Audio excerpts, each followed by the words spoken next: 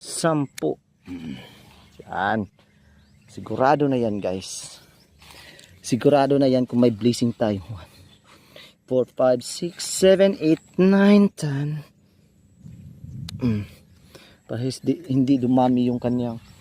Ito ay maliit pa lang, guys. Hanggang ano pa lang yan, 6. So dito tayo sa unahan. Actually, guys, hindi lang to kalabasa yung nasa tanim ko dito, ha. Mayroon pa tayong kamuti.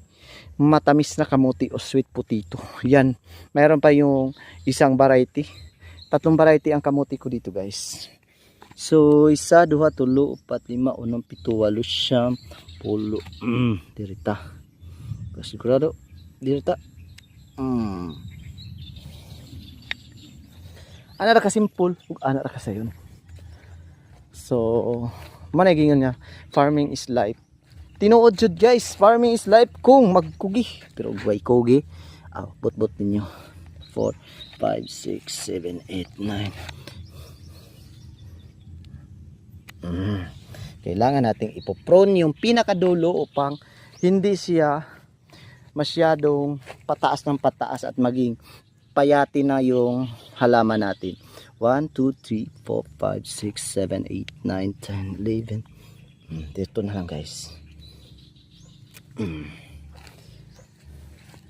3, 4, 5, 6, 7, 8, 9, 10. So, yun na, guys. Yung iba ay hindi pa natin naputulan dahil hindi pa sila kompleto yung dahon. 2, 3, 4, 5, 6, 7, 8, 9. Okay.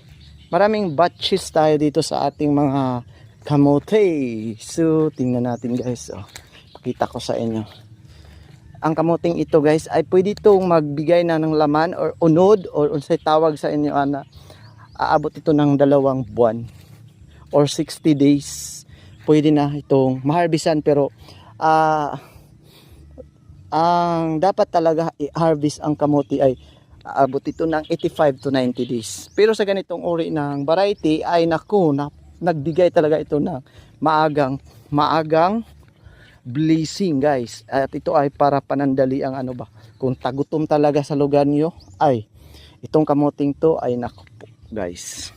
Bigyan talaga at hindi kayo magsisisi na kayo ay nagtatanim ng ganitong uri na variety ng kamote. So dito, guys, ito yung tanim ko kanina. Ito ay purple na sili. Iwan ko lang kung hindi ba kinakha. Gikakha gyud ay sa mga kurdog.